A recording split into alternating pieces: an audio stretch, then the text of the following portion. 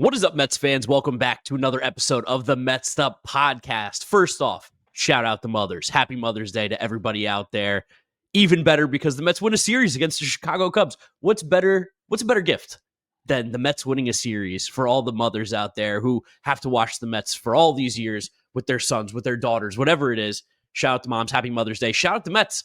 Beating the Chicago Cubs, one of the best teams in baseball, one of the best teams in the National League, taking 2 out of 3. Had a chance. You actually believe that? What, that the Cubs are one of the best teams in baseball? Yeah. Yeah, because I don't know, man. Have you been watching baseball this year? That's what I'm saying. It's weird. Like, this entire league is weird this year. It feels like there's a couple teams at the top and everybody else is kind of next. I feel like the Cubs offensively are a very good team. Obviously, we saw that they have some pitching struggles, and we'll talk about that in this episode. But I do think they are probably one of the 5-6 best teams in Major League Baseball. Do you not think that?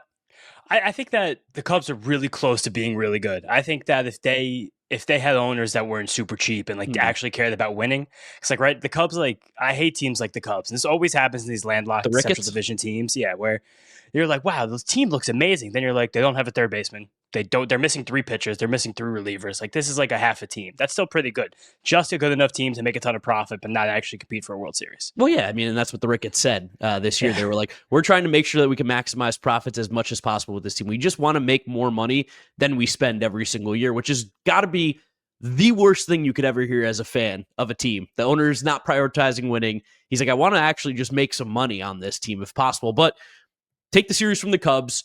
We've got some Luis Robert trade rumors that we're going to talk about. That is spicy over on Twitter. I think we're going to have a more in-depth conversation later this week.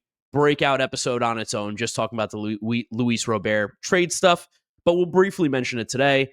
And we'll also preview the upcoming series against the Pittsburgh Pirates. So make sure you guys are subscribed to the YouTube channel. Really appreciate everybody over there. Mets'd podcast. Listening to us, Apple Podcasts, Spotify, Google. Download the podcast, subscribe to the podcast, give us a rating, give us a review. We really appreciate it. James, before we get going into the series, how'd you spend Mother's Day? What'd you guys get up to? Oh, I had a very nice day with my mother, my grandmother. Just a nice, leisurely, like, Italian 3 o'clock dinner in the backyard. Had some nice grilled meats.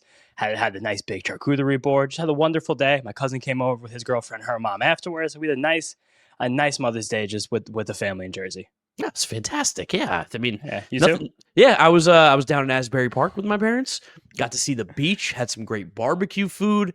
Went to this is a fun one for the people out there. Went to this place in Asbury Park called Tallulah's that makes like pizza, but they had a vegan cheese, so it's good for me as a lactose intolerant guy. Walk right in. Very niche reference, but Kathy from The Office, the woman who tried to get Jim to cheat on Pam when they go to Florida, was just eating there with her family. Didn't bother her because that'd be extremely weird, but shout out Kathy from The Office. All right, let's get to talk about baseball. What a series by the Mets. Great job. Great job by this team. They just showed that they are better than the Cubs, and that's really what you got to see this weekend. Just incredible team wins. Lots of different players chipping in. In the game on Sunday, every single position player on the active roster entered the game and played. Because you had the Jose Azocar pinch run. You had Francisco Alvarez come in and catch after Luis Torrens took a ball to the balls. It was just every single guy did something to help this team win. And it says you can feel. And this was kind of my point at the top of the show. I feel like this is the longest intro I think we've ever had in an episode of this podcast. Whatever. But I just, watching this Cubs team is like close to like being a real team that could like really mix it up with the National League elites, but they're just not. They're missing so many things. Like, they really are. Like, you get into this bullpen, you're like, oh, we can hit these guys. Like, you face all of these starters, like Jameson Tylor on Friday. It's like, we're going to tee off on him. It's just they're close to being good, but not quite being there. And I think it's a good measuring stick for a team like the Mets, who we do think that we are a tier better in this Cubs team. And it was nice to prove that, I think, defiantly on the field. Yeah, and that's another reason why this Luis Robert trade rumor is even bigger, because you talk about, like, teams that have legitimate holes right now. And while Tyrone Taylor's been great, center field we know is definitely the weakest of the positions in the field right now for the New York Mets. That's something we'll talk about when we bring up the Robert rumors. But yeah, you mentioned it. Jameson Taillon coming out on Friday and just beating the piss out of him was fantastic, because Jameson Taillon for years and years and years has absolutely dominated the Mets. But it got started literally from the first batter of the game when Francisco Lindor jumped all over him, hit the home run, absolutely smoked it, and the Mets did not look back there. It was a fantastic game start to finish. Got a little hairy at points. You know, Daniel Nunez comes into the game. It gets a little bit scary right now, which is crazy to say for a guy that we relied upon so much last year. But start to finish, the Mets were completely in control. Clay Holmes was awesome. I mean, I was at the park. It was a really, really cold, wet day, but the fans showed up. They got the hockey jersey for Clay Holmes, the New York City Connect jerseys. It was a lot of fun. It was really good atmosphere for what was kind of a shitty, cold, wet day. Yeah, cool in this game that Lindor hit the home run the first. He almost hit the home run the third. He put the ball to the warning track. It looked like he hit that one better than the one the first. And then Soto, Brett Baty, and Jeff McNeil all hit home runs off Jameson Taillon. Four lefties hit home runs off Jameson Taillon, which was cool. And Jameson Taillon only threw 4 innings in this game. He threw exactly 100 pitches in his 4 innings. In each of his 4 innings, he threw exactly 25 pitches. What? Isn't that crazy? So one, that's like statistically kind of hilarious. Cool baseball thing. Cool, quirky baseball thing. That's the Shiano Kirkjian stat of the day. But also, he never had an easy time in this game. Every single inning, we got guys on base against him. There was constant traffic. The ball was flying off the bat. And while that was like the big story, like I love a nice little home run party. Makes a game like that on Friday night, 1, fun to be at, 2, just easy to watch. But Clay Holmes, it's like this is fucking awesome. Like this is what was foretold. Like, and now it's incredible to see. Yeah, I will say this. I hate country music, but he comes out to White Horse by Chris Stapleton, and I'm not gonna lie, I've been listening to it all weekend. That song is an absolute banger. I suggest you go listen to it. I'm calling you, James, too. You got to give it a listen. It's like it's country rock. It's country rock. It's a banger. And Clay Holmes comes out. He's ready to roll, ready to go. Did another Met walk out or walk up to White Horse over the last few years? Was it like a short-term Pete walk-up song or something? I feel like I've heard that for some of the Mets guys before. It is, I believe, the most popular walk-up song in Major League Baseball this year. I think I saw Brooksgate tweeted out like the most popular songs by players, and I think White Horse was number 1. I think there's like 7 guys that walk out to that song. It's a heater. I'm going to say that, but Clay Holmes is so good. And what's really cool is that early on in the year, he was getting a ton of strikeouts, having crazy high K rates and stuff like that. In this game, I think he struck out 4 or 5, but was just getting weak contact. There was never really a fear that the Cubs were going to do any sort of legitimate damage to Clay Holmes in this game. Dude, the Cubs put 14 balls in play in this game. 10 of them were on the ground. Clay Holmes' ground ball rate is creeping up towards that 60% line that we really love so much. That kind of tells you that the pitcher is a true master at getting balls hit on the ground against them. Also, the last few starts, because you're mentioning the soft contact thing, he's been over 50% sinker for the last 2 starts. When the first couple starts of the year, felt like he was shying away from that pitch a little bit. Maybe not even shying away, but based on the fact that I especially remember that first Astros start and the second Marlins start, where it seemed like he just had trouble controlling that. Like it was just moving a lot every single time he threw it kind of differently. It was tough to wrangle. Now, 2 starts in a row again, throw that pitch more than 50% of the time, and most of those have come in the strike zone. And when he just keeps balling those sinkers in the strike zone, you can't really square him up. And there was barely even any moments that the Cubs had like put stress on him in this game. And going 6 innings in this start, that's Clay Holmes' 3rd time in 4 starts going at least 6 innings. When I say at least, I mean exactly 6 innings. He hasn't got past 6 innings yet, but that is at least. That's at least. It still plays. The only one of the last 4 starts where Clay Holmes has not gone 6 innings was the Saturday game in Washington when he had to go through a rain delay after facing 3 batters and like 10 pitches into the game. And that game, you remember, he left the game after 5 innings with like 70 pitches. So clearly, if the umpires didn't kind of screw him and put him on the mound, take him off the mound, put him back on the mound, he would have gone 6 innings in that one too. So you kind of see it all happening. Was also funny. I don't know if you realize this, but they talked about a lot on TV that the Kyle Tucker home run off of him was the first home run he's allowed all season. Yeah. No. Yeah. Which is crazy. Yeah, kind of crazy. Like looking back on it, and I feel like we talk about it every episode, we're like, nobody really hits the ball hard and in the air against him. So it makes sense, but also wild because we're a month into the season.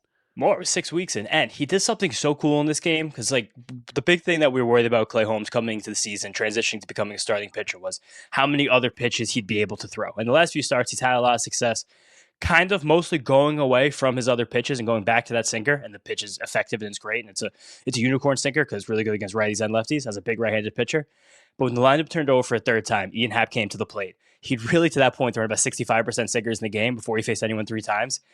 He gave Ian Happ in that end of that bat a backdoor sweeper, and then 2 changeups. Bang, bang, bang. And eventually he got hit a weak ground ball in those changeups, and there was a man on base, and then that was the 5th inning. So it's that pitch ability from Clay Holmes. He's really learning how to do and kind of figuring out on the fly. That's the thing that's making him such a great starting pitcher. And I can't even begin to describe how confident I am in Clay Holmes as a starting pitcher. How many teams could have used a guy like Clay Holmes in their starting rotation this year, 6 weeks into the season? Because that was a contract everybody could have given to a guy like Clay Holmes. I mean, shout out to Clay Holmes picking the Mets. Shout out to the Mets realizing that Clay Holmes had this potential, had this path to being a good starter. And shout out to Jeremy Hefner and Eric Gagers once again, tip the cap to the pitching lab.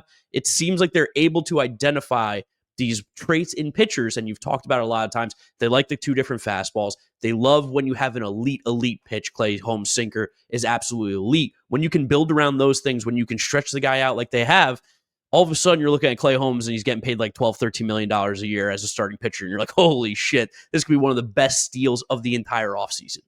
Yeah, right now you're paying $13 million for someone that's probably blatantly like the 42nd best pitcher in all of baseball, right around there, like a really solid SP3 and can play up to an SP2. 1 month into being a starting pitcher as well at the major league level. Literally, I heard Will Salmon on the Rates and Barrels podcast last week for The Athletic with Eno Saris and Derek Van Riper, and he said that the Mets internally, from people he's talked to, are very confident there isn't even a workload restriction.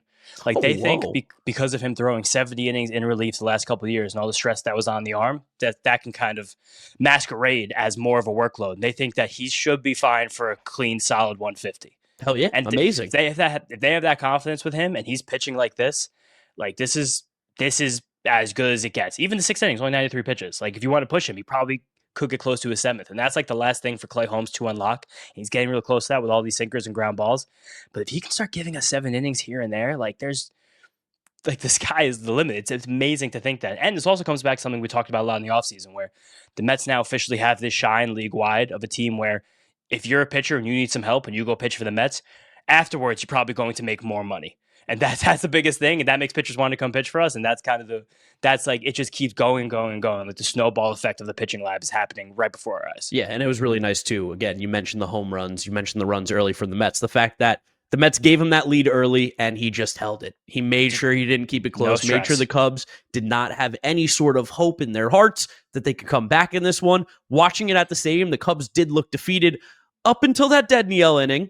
The dead in the yell innings have been giving teams life, and they're terrifying me right now. And again, he still doesn't look good. How'd it look on the game feed watching it? Because at the stadium, a little bit of a different view, but I was like, oh my God, dude, please throw strikes, man. It looked bad, but then he got it together. Like there were some tense moments, but then at least this time we saw some of the strikeout stuff come back. And the moment that really put the pit in my stomach was when Francisco Alvarez did the kind of roundabout and dropped the foul ball behind home plate, where if he would have just stood still, he would have had it. And I think the people I was with, I looked at them, I said, next pitch is a home run. Thank goodness it was. But usually that's what happened because there was like 2 plays that technically could have made on Kyle Tucker in that inning or in that at-bat. Francisco Alvarez dropped that fly pop-up. And we saw this early in the year. I don't remember what team the Cubs were playing. It might have been the Padres, maybe. But same thing, they dropped 2 pop-ups in the same at-bat. Maybe it was the Dodgers. They dropped 2 pop-ups in the same at-bat, and then the next pitch he hit a home run. Yeah, but Danielle made the good pitch after that. Yes. He got the slider, and that was the slider that we fell in love with last year. Like that was that hard dropping slider. That was what we come to know and love. And it's really nice for Danielle in this game because his ERA went from infinity to 40. So that's really good. That's awesome. That's a really good step in the right direction for Danielle. Also, just the Juan Soto home run. I know he went 0 for 9 the rest of the games over the weekend. Fucking pissed on that ball. That home run was sick. Went like 440 feet onto the Shea Bridge, and he pimped the hell out of it. Like that was really good to see. Good to see a good Stanek inning. Just a clean game. Like you mentioned before, how defeated the Cubs looked. The Mets scored the first 3 innings of this game. The Cubs didn't get a run until that Kyle Tucker solo homer. And then after the Kyle Tucker solo homer, we got a run back the next inning. So the one time they thought they were getting off the mat and getting back in the game, that's like the reverse of a shutdown inning. When you're the home team and you give up a run, and it's like bang, hit them with a run right back. Now you're dead. And it's just such an easy game to watch. Quick game too. It's a beautiful, beautiful baseball game on Friday night. Hey, for the card collectors out there, you need to know about Arena Club. You can check out our showrooms. We've all got cards in there. You can buy, you can sell, you can trade, and you can rip packs. They're called slab packs, Kratz. And then what happens if you don't like what you pulled? You get an instant offer. But before you get that instant offer, you can show your showroom around, kind of like when I used to put the cards in the sleeves and my buddies would come over and show them. Now, bang, show them on the phone. Instant offers right there if I need it. Yep, that instant offer is for the estimated fair market value. Accept it on the spot. Acquire the best value for your money with Slab Packs, transparent checklists, and Arena Club's Slab Safe program. Whether you're buying, selling, trading, grading, or ripping packs, Arena Club is the safest, most trusted in the game. Right now, you can get 20% off your first slab pack or card purchase by going to arenaclub.com/foul and use code FOUL. That's arenaclub.com/foul, code foul. Anything else to say from game one before I segue this into game two? Because Nothing. I've got a great way to do it. Yeah. Is it happening? Is it happening? Is it happening? You think it's happening? Is it happening with Brett Baty? Are we starting to see Brett Baty play the baseball we've been waiting for the last 3 seasons? I mean, he smoked the ball in game one on Friday against Tyone, crushed it, looked awesome. Game two, 2 home runs, Brett Baty, 3 home runs on the weekend. I mean, come on now. I guess also the way to say it is that the home run Baty hit on Friday, that's the one thing we didn't talk about. That was such an impressive shot. Sick. That Opposite field like that. That's one of the hardest places to hit a ball out in City Field for what hitter, no matter what side of the plate you're hitting on. That left center field for righties. That's where David Wright's career went to die. That right center field gap, left center field gap in City Field. For him to get the ball on the outside and take it that way, like the bat speed that he shows and on that, cleared the Great Wall of Flushing, right? That's what I'm saying. It might have been just in front of it. It might have been in between the 2 walls, Close. the fake walls. I don't remember exactly, but it's incredible to see the things he's doing, and then it was incredible to see that he has it in him to quite literally take over a game on Saturday night on national television, which is a good bonus. Yeah, no, he looked awesome. The fact that the pulled home run crushed it, hit another one to opposite field. The swings look so much better. I don't know what it is, but it's got to be a confidence thing, right? I mean, that's something we've always talked about is Brett Baty, we know has the talent. We know he has the skill. We know he has the ability. We've seen it. We've gotten the flashes. It's all about the confidence. And it seems like, as crazy as this sounds, with Jesse Winker hitting the IL, Mark Vientos is able to play DH a little bit more. It's like a good competition right now. Even Joe Girardi mentioned it on Sunday in the Roku broadcast. And he was like, ever since Baty came back up, both Vientos and Baty have been playing a lot better offensively. They've been taking good at-bats, good swings. Competition sometimes is something really good for these young players. I mean, you know this as a Commanders fan, formerly named the Redskins. Pressure makes diamonds. RG3 versus Kirk Cousins. That's how you do it right there. But it is obvious that's happening. And I talked about this on Twitter a little bit after the game on Sunday, saying like this competition looks like a lot of fun. People are like, they're not in a competition. It's like one could DH, one could play third base. But they are. In the long term, this is a competition between these 2 guys. If you look at the next 3 seasons, there's a really good chance only one of them is the everyday third baseman. And one of them, we might not know what's going to happen. We don't, a lot of things can happen, but it's just a fun situation right now where they both have the ability to be in the lineup on the same days, and they were on Saturday. But it was also cool that there's something I love Carlos Mendoza. There's so many things he does. It's amazing. He did send a meaningful message, I think, to Mark Vientos on Friday night, where he didn't play the last game of the series against the Diamondbacks. The team had an off day on Thursday, and he sits the first game of the series against the Cubs. That's Carlos Mendoza telling Mark Vientos, hey, I know what you did for us last year, and we all appreciate that, but this is earned and not given. And you haven't played well enough to be an ordained starter on a World Series contending team, as the Mets are right now. So you have to be better if you want this to kind of be your thing again. And right now, there's an opening at 2 positions, third base and DH, because we don't have Jesse Winker every single day. And luckily, at least one game this weekend, Starling Marte didn't play. So it's just a fun situation. It's cool that these guys are like handling the competition well, one from a playing standpoint, but 2 seemingly from like a relationship standpoint, because they still ride for each other. This whole team rides for each other, and they kind of all know that it's like the rising tide lifts all the boats. But this is gonna be a really fun subplot of the next couple months of Mets baseball. Yeah, I mean, they were doing the home run cam with each other, Baty and Vientos. Like, these guys know they're competing with each other, but are also still handling it as well as they always have for the last couple seasons. Also, big tip to cap to Mendoza too. Friday night, Clay Holmes, ground ball pitcher, Brett Baty's in there. That tells you right now the Mets are like defensively, his value at the absolute worst is more valuable than Mark Vientos in his current state. Which is true. I think that's the right way to handle that, especially on the Clay Holmes games. Like similar to the Clay Holmes games we've seen in the past, but that's the games they'll put Jeff McNeil in center field. So like you're not going to get many chances. Might as well get out there. Saturday night, do you want to talk about Megill though? I got to go into Megill because the Tide has turned on Megill publicly. He looked really bad 2 starts in a row. Not awake. Yeah, not awake right now. We're not answering any text messages. We're not up. But it's like, it kind of all happened at once, where PCA hits a single in the first inning. He steals second base 2 pitches later. Lindor can't dig out, and Alvarez throw in the dirt. PCA is on third base. And all of a sudden, just like bang. Kind of felt like Megill was drowning. Real quick, did you know the Mets traded PCA to the Cubs? No, I actually didn't hear that. When did that happen? Maybe a couple years ago. I think it might have been for Trevor Williams and I don't know, some other like the Mets get? Some other middle infield guy who's like on the Tigers now. I can't remember his name, but did you know they traded him to the Cubs? I honestly can't even believe it. I'm honestly happy for PCA that he's had such a good start to the season, because if they would have gone so hard with this being the narrative and he was hit playing poorly again, that would have been kind of hell on earth for him to be like this nationwide baseball image. But PCA is also a great player. Like, not taking anything away from PCA. proud to be on the right side of history of PCA for the last few years. When people were like, "This guy stinks," I'm like, "He's amazing." Our trade always. reaction when it happened, just what? The clip that we just repurposed with Zach Scott going around again this week, being like, "Yeah, we thought it was a good outfield defender, but if he'd ever hit, he can definitely hit."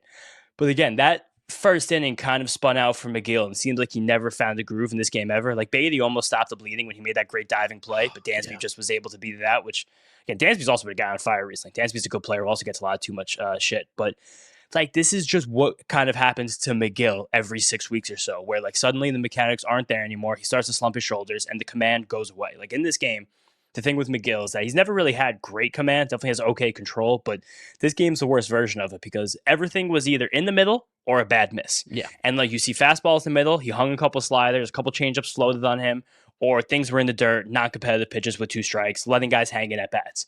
But then also you look back at this game, you think about what happened, and there were like 4 or 5 well-hit balls against him the whole time. Like it's a lot of bullshit dinks and dunks, but it's him not being able to stop the bleeding, which is the problem. Not the fact that the bleeding begins. It's him not being able to find ways to wriggle out of the jams. It's almost like you gotta take him and shake him and be like, dude, like they're not. You're good. Like they're not hitting you well. Like that's. Jeremy Hefner did that in the first inning, and then you settle down. Like, hey, like if we're gonna take some solace in like Tylor Megill and why me and you still have faith in this guy is because even when he stinks, because he objectively was not good this game, he was still fine. He was still good. The stuff is good enough. So it's like, dude, have some confidence. Pitch with some balls. The stuff we saw at the beginning of the year. I don't know what happens when Tylor Megill has to throw opening day or opening day weekend, whatever. Like, just get that version back.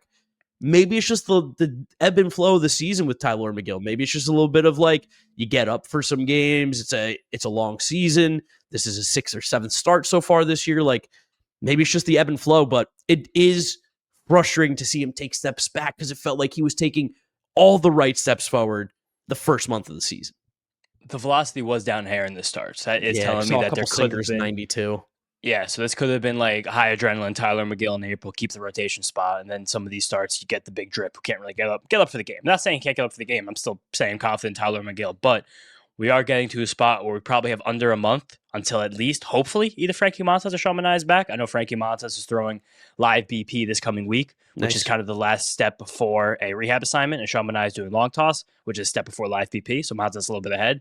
The prediction for Montas was always around Memorial Day, and for Manaea was middle of June. So again, it's happening. We're quarter of the way through the season. Like we're going to get these guys back soon. So similar to the Baty Vientos thing, where it's like Megill, Peterson, Canning, like these guys are pitching well, but like, hey, one of you guys will not be in the rotation in a month. It's up to you to figure out who that's going to be. So it's just about who. I hate to be like the old baseball adage, but like who's going to want it more for these next 4 weeks? Because that's what it is. Especially, it weirdly kind of does wind up back on Megill versus Peterson, as it always does, where it's like one of these guys will be in and one of these guys will be out. So I'm pretty interested to see who it winds up being. Yeah, no, can't get rid of Canning yet. I mean, we'll talk about him in Game 3, but that guy's incredible. That guy's so good. Talking a little bit about Game 2 more. As amazing as Soto was in Game 1, Game 2 stunk. Yeah, that strike.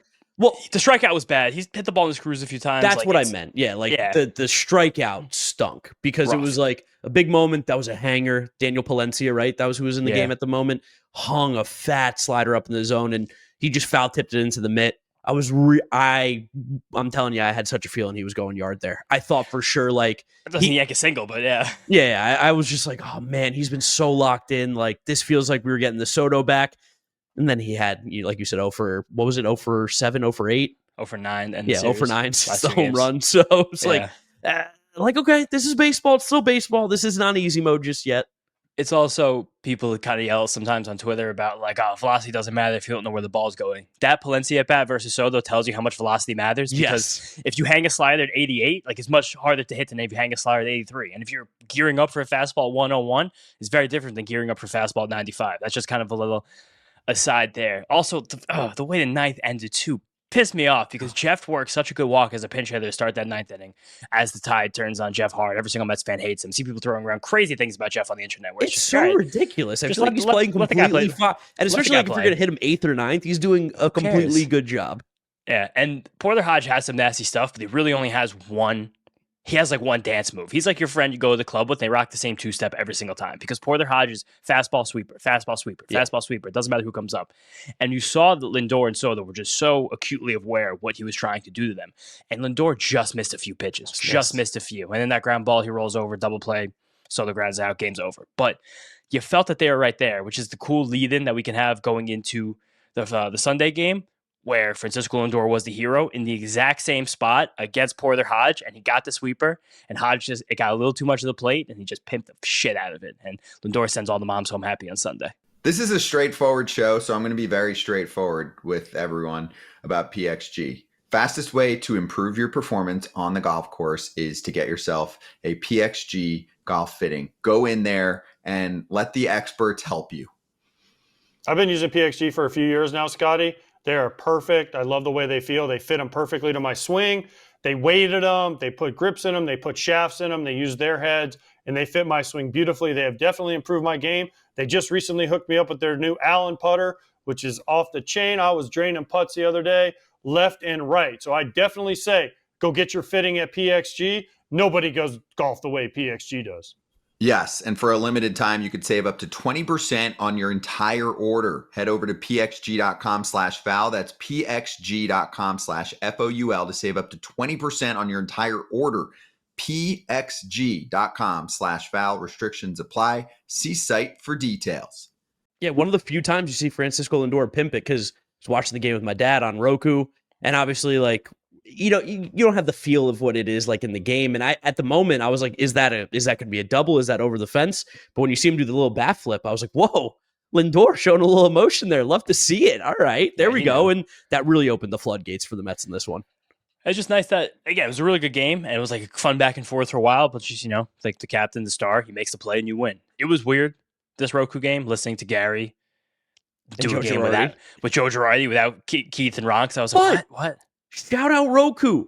Way to use your brain. These guys are working anyway, announcing these games for these teams. They're going to be there. They use SNY basically to produce the game. Obviously, SNY does an amazing job. Shout out John DeMarsico. Gary's the man. This feels like the obvious solution for Apple TV, for Roku, for anybody who's going to be streaming MLB games. Use the local guys. Pair up the two like they did with Gary and Joe Girardi. Like, how have we not thought about this? Can we stop using random people with no experience? I also kind of thought they did pretty well together. I think there were a few times where Gary, you could definitely tell there wasn't a lot of chemistry, but like the conversation was good. Like Gary's really good at facilitating. Joe Girardi, for all of his warts, does have tremendous insight. Like when he was talking, guy. Yeah, like when he was talking about like the catcher stuff when Luis Duran's got hit in the balls, like that was pretty funny. Like he's just they were a decent enough booth to get through this game. Also, I kind of like this 12 o'clock start on Sunday. Game was over and done quickly. Noon. Yeah, I mean, I don't know how I like it. I don't love it. I don't want it to happen every week, but I'm like, it as we switched to Sunday games to moving from 1 o'clock to 1:40, I kind of like to pull back to noon. Just like to have that game over, enjoy dinner was nice. It does feel crazy to say an hour and a half different start between those two, even though they're both early on a Sunday. Yeah. Also, just this game, mentioned it before, Griffin Canning. Like, what the hell? Stupid. Shout out our boy Clay. He tweeted out using like Twitter's AI, like asking how many of Griffin Canning starts have been against teams over 500, and I think he is 6-1 or 7-1 this year, or the Mets are 6-1 or 7-1 this year against teams over 500 when Griffin Canning's on the mound. I mean, he's made 7 starts, so there it is. I think he's 6-1 then, which that's unbelievable for a guy who we're paying $4 million to, and was just left to dry on the free agent market. And he was cut by the Braves, who are dying for a starting pitcher. And you said the Mets are 6-1 in Canning starts. They lost the first one. That was a Saturday night. We did the Murphy's Watch Party. And he pitched amazing. So the Mets have won 6 consecutive Griffin Canning starts. He got wins in 5 straight starts. They mentioned it his last start in the broadcast. Jacob deGrom never did that. Jacob deGrom never won 5 consecutive starts, and Griffin Canning did it in his first 6 starts with the team. Here he accomplished that. And like this game, it was so easy. 3 base runners in 6 innings against him. This was also his first start this year. The fastball was his primary pitch against hitters from both sides of the plate. But again, as he's been doing all season, it wasn't a lot of early count fastballs. He was mixing them in when he could. He did use them a lot, leaned on it, he was behind in the count, but also wasn't behind the count that often. Like it was just, he's so good right now. And maybe this is something that won't work all season. It probably will not, but he's so good sneaking that fastball in the right spot when the hitters are least expecting it. And he's able to do that because the slide and the changeup are freaky right now. Each of them had 5 whiffs in this game. Like he's just good. Like he's just a good pitcher. And I don't really think the Mets, like people are like Mets pitching lab goes burr, blah, blah, blah. Like I don't think the Mets reinvented the wheel with Griffin Canning. I think they were like, hey dude, slide and changeup are pretty good. Throw those more. He was like, yeah, got it. I mean, they basically aren't the Angels. That's exactly what they are. We're not the Angels. And what do you know? Griffin Canning is a pretty solid pitcher. Shout out to anti-JP_20 Weed Garrett over on Twitter. One day you'll look up in May and see Griffin Canning has a sub-3 ERA at James Shiano. He was all over it. Nailed that shit. I mean, it's just like, again, because like it's more everything I'm saying is good stuff for the Mets, but it's more of chastising and making fun of the Braves. So like, this guy was in your building. You had him for free. Yeah. And for some reason they were like, nah, because let's run it back with Bryce Elder, which again, pitching is not the Braves' problem right now, which is kind of weird to say, but it's just he's good. I also just, again, this series, what? I was going to say they got no more Whistler, but we could talk about that another time. One day. It'll be Media Marvel one day. PCA is awesome. Just got to say it again. Yes. When Luis Torrens hit that triple in the gap to score the first run of the game, Seiya Suzuki is a bad outfielder, blatantly a bad outfielder. The Cubs have done everything they can to take him out of the very good hitter. But the Cubs have done everything they can to take him out of the field over the last couple of years. We know why. There was a ball that was basically just hit to left field, and PCA ran all the way from center to get like a glove on it. Here's the other weird thing. Why is he? I mean, I know Kyle Tucker's in right, but Seiya Suzuki doesn't play left field. Even in Japan, I'm pretty sure he was a right field exclusive guy. So it's a different ball. The ball moves differently in the corners, especially from the right-hand bat, from the left-hand bat. Just DH him. You had to get Justin Turner in the lineup, who's hitting 160. I can't wrap my head around that one. Feels like they're Starling Marte a little bit. I will say, like, you have to trust the Cubs because Craig Counsell is their manager, the greatest manager of all time, the highest paid manager in the history of the sport. Like, you have to give a lot of credit to Craig Counsell because there's no way that guy can make a wrong decision because he makes so much money. Remember, the Mets didn't get him. They got Carlos Mendoza. So actually, it was a disaster, and we should be insanely upset that we don't have him. I fucking love Carlos Mendoza, dude. Carlos Mendoza's the best. He's the shit. But he loves playing Starling Marte a little too much. A little too much. That's the one thing. But you know what? Everyone has to have one thing. You can't be perfect. That's the one thing.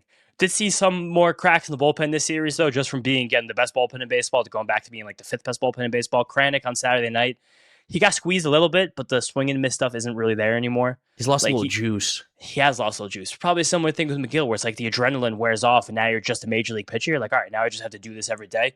1 whiff or fewer for Kranick in 3 of his last 4 appearances, which is not that great. Cool. No. And then this game on Sunday, Reed Garrett actually gave up a run. When he actually gives up runs, I'm like, damn, Reed Garrett gave up a run. But it still happens. But all that came back because Edwin Diaz has the easiest inning of the season. And it was just so sick. That was pitches, awesome. Couple ground balls. I'll see you later. Well, I don't know if you caught this on the broadcast, but at first, Dedniel was the only guy getting up, and then Diaz followed very, very shortly after. But my dad's like, Dedniel's up. I'm like, when is Diaz going to pitch? Why is he not throwing today? We have an off day. Like, we have off days this week. We're going to be good. Yeah, every Thursday for the month of May, we have an off day. Like, get him in the game. But luckily, it was so simple. It basically was an off day for Edwin Diaz. Yeah, and last thing from this game, did you hear Mark Vientos quote after the game? Mommy power. He said he's got mommy power. I think he said, this is me like quoting Mark Vientos, 4 or 5 years in a row, I think I've hit a home run on Mother's Day. Because last year, the famous Cardinals home run was on Mother's Day, which is kind of like Mark Vientos's, I feel like that was his like seminal premier moment of last year. His home run this game was great, put the Mets ahead. Like, it's just, pressure seems to be making some diamonds here between Vientos and Baty. And they do, I feel like, while they're kind of both considered sluggers, they kind of do it in different ways. Where I feel like Vientos kind of just gets those long arms out the ball, but Baty just swings super fucking hard and just has like better athleticism. Baty this year, I know you've been really into the bat speed stuff. He's one of only 28 players in the league to have at least 21 swings faster than 80 miles an hour. Which is also crazy because he hasn't been on the major league roster the entire year. And when he's been on the major league roster, he also hasn't played every day. And the guys in this list are like physical, like it's like Manny Machado, Ellie, Yordan Alvarez. O'Neal Cruz. O'Neal Cruz has 100 swings this season over 80 miles an hour. Junior Caminero has 94. Those are the only 2 guys above 70. Shohei's 59, Pete's 53, Wilson Contreras 48, James Wood 48. It's also, you got the guys in this list who are like the power guys, no output. Like you got Joe Adele, Jordan Walker, John Kenzie Noel. Like it's a funny list of dudes who are swinging the bat really hard. But mostly, swinging the bat really hard can make you a really good hitter. And I think that's where we're hopefully getting to be soon with the point with Baty. Yeah, no, he's looking really, really good. And even before he got sent down, he was looking really, really good. So I love to see that from Brett Baty. Brett the Met, the prophecy might be fulfilled very, very soon. Love to see that. One more thing about Mark Vientos. I saw a funny TikTok today where a girl was wearing a Mets shirt. She borrowed it from her sister. The sister said, can you name 3 Mets players? If you can, I'll let you keep the shirt. She said, I know there's a Mark. My friend saw him on Raya. And I was like, all right, Mark Vientos, let's go. Get some. There we go. Love that. I mean, yeah, that's it. Get out there, dude. But I think that's all we got from the series. Yeah, that's it. Let's talk about just a couple little other things too. We mentioned Luis Robert trade rumors are out there. Bob Nightingale put out an article. Shout out Uncle Bob, legend of the game. Never has gotten anything wrong. He saved baseball during the lockout when he brought bagels for everybody. So we love Bob Nightingale over here on the Mets'd podcast. You know what? That's who we're asking for next. We want Bob Nightingale on here. If we could possibly get him, that would be unbelievable. Oh, I'd love that. I also do want to say about this rumor, you could maybe check me on this. I don't know how much I believe it. I do. And the reason I do, but the reason I don't, is because if Blade Tidwell's the name that's coming up, I think the Mets would have made the trade already. I think if they were like, Blade Tidwell is one of the main pieces that we want, I think the Mets would be like, okay, like what else do you need? Like, okay, sure. Actually, that's another point I'm going to push out against, the Blade Tidwell being part of this. Because one, I feel like a staunch trade rumor happening the morning a team is playing a nationally televised game with the team from the city they're playing the game with. It's like, it all felt like a little too perfect of a storm for that to happen, like tinfoil cap on. And also, do you ever hear trade rumors in May? This is the White Sox letting the league know, we are trading this guy. We want someone Blade Tidwell adjacent. Because I immediately, when I think of Luis Robert trade, I think about the offseason. I think about the Cody Bellinger trade from this Cubs team to the Yankees. And I think about the fact that the Yankees trade literally nothing to get Cody Bellinger. Nothing. And I think that they don't really profile that differently as someone who can play center field. I think Robert is certainly more valuable, but he does have an extra year, but it's also a team option on the contract. He's also going on 250 games of not producing anything at all as a baseball player, and also being someone that, while I do think a lot of the team context, and we got yelled at this one time with Luis Angel Acuna, he definitely doesn't look like he's going 110% every single day. You definitely can feel that. It doesn't seem like that's exactly happening. I don't think he really gives a fuck. Yes, I don't want to say that, but it does seem like when this was something that was similar, but not similar, but also kind of similar, with a similar amount of money attached to it, and a guy that was good, but maybe also not that good, with Cody Bellinger and the Yankees, the Cubs walked away with nothing, but got the whole contract paid for. So part of me does think that Blade might be expensive for Luis Robert. Not saying I wouldn't do that as a pure player value prop, but I don't know. That rumor leaking to me saying is that that's what they hope to get. Yeah, I don't know if they will get it. And that's why it's even more confusing to me. And again, we'll get more in depth on this in an actual episode on its own. But if that's what they hope to get, I truly do think David Stearns would pull that trigger as soon as it's made available. But this is what I'm saying. I don't think he will. Why? You think because he's like, we can give you less and you're going to take less. But the difference with Bellinger and Luis Robert, one, those team options, while there is similar money attached, the team options, if he stinks again, like let's just say it's not an attitude problem, it's not a team context problem, you can just cut bait and be like, goodbye, Luis Robert, become the next Franchi Cordero. Sure, but if you even think that's a remote possibility in your head, you're probably not trading someone that you see as your SP8 right now. I think you are. I think if you're making that push, especially think about how David Stearns thinks. Think about the decisions he makes on a regular basis. He doesn't trade for pitchers, but he'll trade for hitters. Yeah, I think that they know that they can get him for less, especially when you tell the Chicago White Sox, hey, I know to them, because they wouldn't even turn down that team option. There's no way they would. No, of course not. Yeah, it's $20 million. That's what I'm saying. It's free for a guy who could be an MVP candidate if all things go right. At least an all-star caliber player. The MVP candidate might not exactly still be there anymore, but still a very high-level player, I think. Yeah. He would still be like a 5-win player. But I think that if the White Sox said that, David Stearns would be like, I'm paying his contract. Here. I'm sorry. That's what I'm saying. Yeah. Take Yoander Suarez. Like, I'm sorry. Take Felipe De La Cruz. Like, because the fact that the Mets have already pitched Blade Tidwell in the major leagues this year, and the fact that that's the name that went out immediately, that was the White Sox being like, hey, this is what we want. We want major league starting pitching. We want a guy who can go in our rotation right now that we can have for 6 years, and we could sell this upside to our fans to the future a little bit. But I still think that based on the context, and this isn't contextual, like, because he's played bad this year. It's the contextual of, like, similar players around the league have got traded for far less than Blade Tidwell. Yeah, that's fair. Yeah, we'll see. We'll do more. We'll talk about more on that in another episode. Last thing before Pirates preview, shout out Binghamton. Perfect game. Jonah Tong, 6 2/3. 6 2/3 in the 7-inning game, and he was pissed. The team was pissed. We were talking to our boy Ross, who works down there in Binghamton. He was pissed. He was like, you could really feel like in the stadium, people were like, "Oh, you gotta be kidding me!" Because even though it was a 7-inning perfect game, so I don't know if that counts, but the game is only 7 innings, and you're literally 1 out shy of it, and he just got to 100 pitches. It's just like, damn. But I think he had like 13 or 14 strikeouts. Like he's ascending himself to a true freak of nature. And between that, the only thing that could have made it better was if he got that perfect game. An actual perfect game. All of a sudden, people would have been like, wow, we'll give you anything for him, please. And then that coming, I think, a day or two after the Nolan McLean AAA debut, where he was also incredible. Like 9 strikeouts in 6 innings, So good. scattered 7 singles, got StatCast data, looks really good. He's got the cutter gyro slider that looks like an above average pitch he's using against the lefties. A couple curveballs he's comfortable mixing in.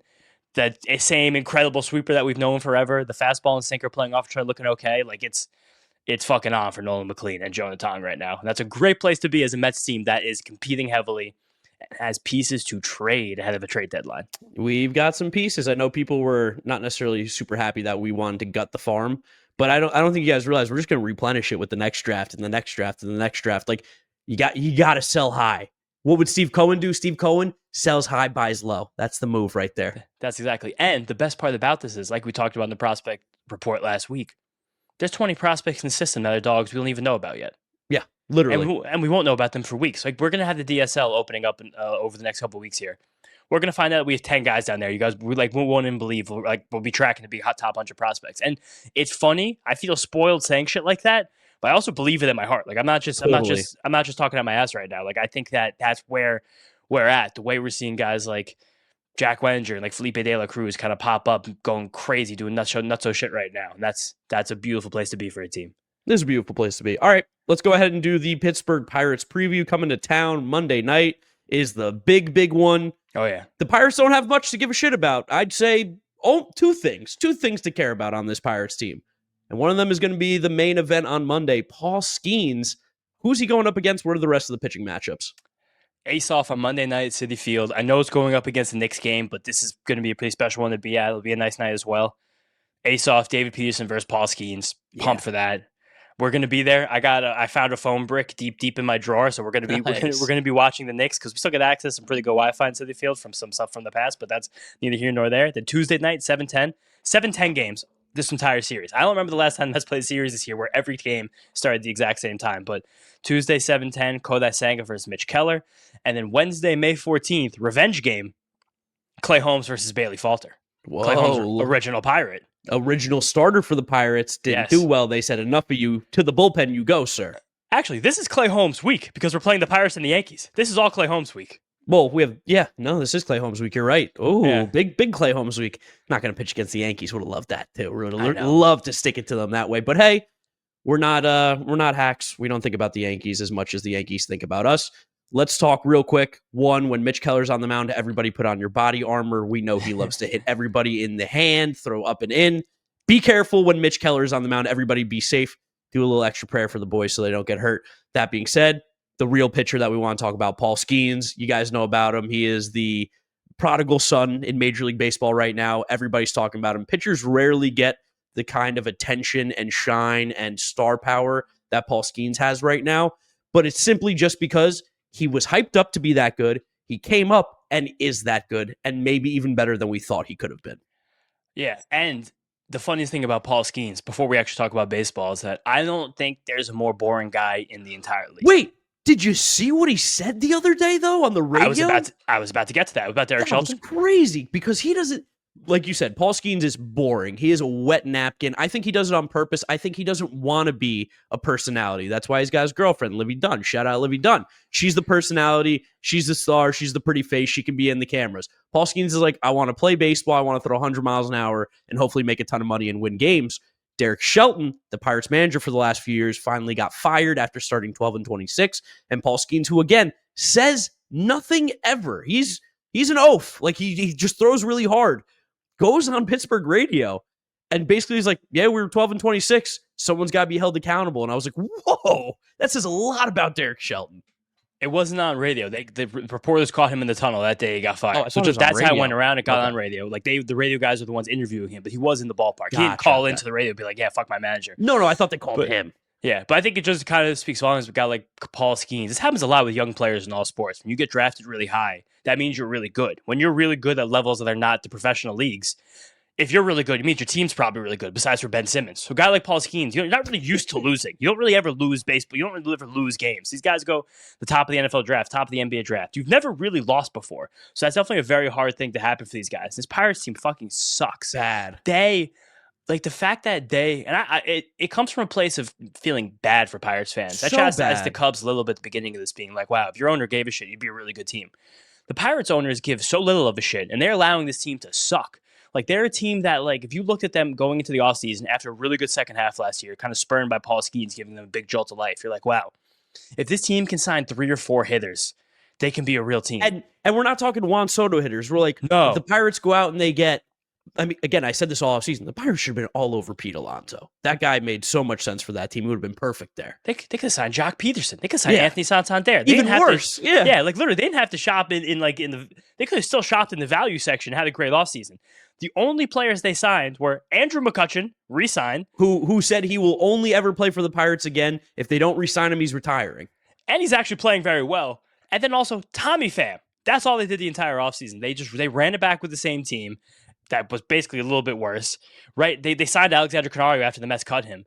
Like, you're going to see Matt Gorski, Adam Frazier they brought in. Your favorite Jared Triolo, yes. He's getting shortstop reps right now. You talk shit about Jared Triolo, but he's actually one of the only guys in his Pirates team that would probably at least be employed by the other 30 teams of 2019 professional baseball. He's a good little ball player, which is my point all along. But, like, they're still trying to make Leover Pereiro happen, like G1 Bay.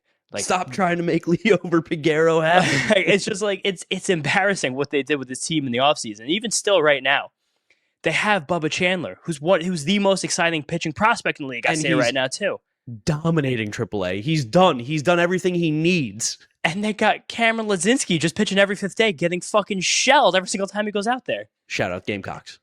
Oh, he's Gamecock? I didn't even know that. But it's just like it's such a lack of willingness to do anything good. And David Bednar is still the closer on this team. He's gotten himself back together the last few weeks here. There's always been a David Bednar podcast. That guy's always a man. David Bednar. David Bednar is the greatest. I might send him a little text week, see if he's around, see if I can say hi to him at the ballpark tomorrow. But he's a dude. And I also want to remind fans about a former Met who's still in this Pirates bullpen. You son of a bitch, I was going to do that.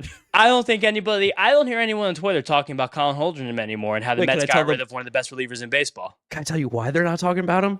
No, why? He has an 8 ERA, and his whip is almost 2. He's got a 17% strike rate and 13% walk rate. He's basically walking the same amount of guys he's striking out. It is bad for Colin Holdrenam. I'm going to take another victory lap here because we were right about Holdrenam. We were like, who fucking cares? Like, it doesn't matter that we traded him away. Vogelback wasn't even that bad that year, but that's not the point. That's not the point. Justin Lawrence gets out of Colorado and is unhittable. He's disgusting. He has a sub-1 ERA. He has a whip under 1 as well. This is the guy that I've been screaming about for years. How do we get our hands on Justin Lawrence? The Pirates got him. That's bullshit because they're going to end up trading him. I hope we somehow end up with Justin Lawrence again. We did almost also see former Met. This was really bad. This was actually the bad trade. Eddie Rodriguez this series, but he is hurt right now. I think he's got a hamstring, if I remember right. He's someone who's got bad muscles and bones. Yeah, bad muscles and bones, but he's definitely a twitchy dude. Like, I could still see him being a solid pro at some point, even though it's not happening for him right now. Also, just want to shout out my buddy Ross, one of my best friends from college.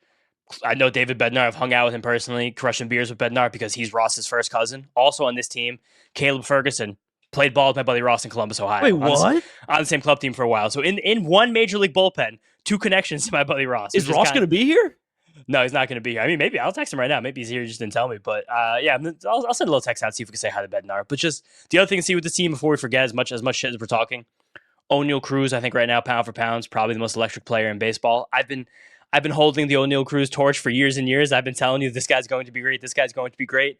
He is fucking stupid good. So good. O'Neal Cruz just got done with a full year stretch, a calendar year from April 20th of last year to last week. I think it was May 4th, where he was not caught stealing. He was 34 for 34 consecutive stolen bases succeeded. And that's just a caveat on the O'Neal Cruz conversation because nobody in baseball, and I'm not talking about Aaron Judge, Shohei Ohtani, they're all included in this. Nobody has more raw power than O'Neal Cruz. Yeah. The guy leads Major League Baseball in balls hit hard 120 miles an hour, 115 miles an hour, 110 miles an hour. 120 out loud is just insane, by the way, hitting a ball 120. Being like he leads the league in balls hit 120 miles an hour. You're like, this is the only one? Yeah. He's the only one doing it. I think he's on twice this year where he does stupid shit on a baseball field. And shout out for Ben Cherington. He has not done a lot of very good things as a general manager. Almost only bad things. Yes, but the one good thing he did do was get O'Neal Cruz out of a manslaughter charge in Dominican Republic during COVID. So we shout him out for that. Yeah, so wasn't ready for that. Don't forget. No, never going to forget about that one. But while this Pirates team is not good, they might have the most electric pitcher and hitter in all of baseball on their squad. Yeah, just to go through the roster again of some names in case you care. Joey Bart and Manuel Valdez. Bart's actually playing well. Yeah, he is, but whatever. Everybody's favorite good hitter at hitting pitches outside the zone, Adam Frazier. James understands that one specifically. Isaiah Kiner-Falefa. Keep Brian Hayes. Isaiah Kiner-Falefa is on this team. I just need to say that again. Brian Reynolds is a good baseball player, playing terribly, having a horrible season, but he is a good baseball player. He'll probably do something well this series. I don't know. Like, you'll probably see, is Jack Sawinski still there? Henry Davis? Are those guys hanging around? I mean, he's not on the active roster. Davis is. Also, it is kind of shitty luck for the Pirates that they're probably missing right now like 4 guys they expected, at least 3 guys expected to be in the everyday lineup to injury. They traded for Spencer Horwitz. He's a fine major league hitter. There's my boy right there. He's on the IL. He's had the wrist thing since the spring. Nick Gonzalez, a guy they drafted high a few years ago, he fractured his ankle. And Isaiah Kiner-Falefa, like you just said, trained his hamstring a few weeks ago too. We also do have a former Met on this team as well that we didn't talk about real quick. Oh, shout out Dennis Santana. He's been great. He was saving some games for this team when Bednar was still trying to get his stuff together. Yeah, he was doing great. And I don't know. The Paul Skeens, it sucks that we face Paul Skeens because that's legitimately a game we could lose because he might just not let us win. It's also cool as a baseball and Mets fan to watch Paul Skeens because he's maybe the most talented pitcher in baseball right now. Yeah, and very excited to be in the ballpark to actually be able to watch him live because he's one of the few guys in baseball right now where it's like you kind of got to see him. Yeah, I'm sure the sizzle's going to sound a little different out of his hand. Yeah, and we're going to have Nick on the phone the whole time. But I think that's all we got for this episode before we got Frankie. That's all we got. Let's have Frankie Pepper send us out here before I do the little outro and send you guys off. I can't wait to hear from Frankie. It feels like I haven't heard from him in a week. I mean, we have, but I also know that Frankie's going to have a great message to all the mothers out there. Of course. I know for a fact. Frankie's a mother lover. You just got me. Here we go. This is Frankie Peppers. How you doing? Beautiful games this weekend. Saturday, not so much, but can we talk about that Brett Baty for a second? Excuse me. He's had a lovely time since he's getting called up again. And I'm really excited to see where he goes. And, of course, the captain, Francisco Lindor, doing some beautiful work in Game 3. I hope you boys had a lovely Mother's Day. I hope that you got your mothers lots of gifts and lots of good things. And I hope that you boys are taking it easy. I went to the farmer's market yesterday, and I bought some duck eggs. So there might be some carbonara in our future. I'll let you boys wonder when, but it's coming. Don't you worry. All right, boys, take it easy. I'll talk to you soon. Let's go, Mets. Did you use duck eggs in a carbonara? That was going to be my first question because I've never had it, being a lactose-free guy. But I don't even know what to do with that. But that was Frankie Peppers. I think that's all we got. That's all we got, guys. Thank you so much for listening, watching this episode. Make sure you're subscribed to the Mets'd Podcast YouTube channel. If you're listening to us, Apple Podcasts, Spotify, Google, drop us a rating, drop us a review, download, and subscribe. Twitter, Instagram, TikTok. We've been dropping videos on there. Shout out Nick, our intern, helping us out. Made some clips this week. He's been a beast. We appreciate that. And we're going to have more for you. So keep an eye out for those. You can follow James on social media at James Shiano. And I'm Draftneck Mark with a C. Thank you guys for listening and watching. Let's beat the Pirates. Let's fucking go Mets. Let's go Mets, baby. See you guys next time.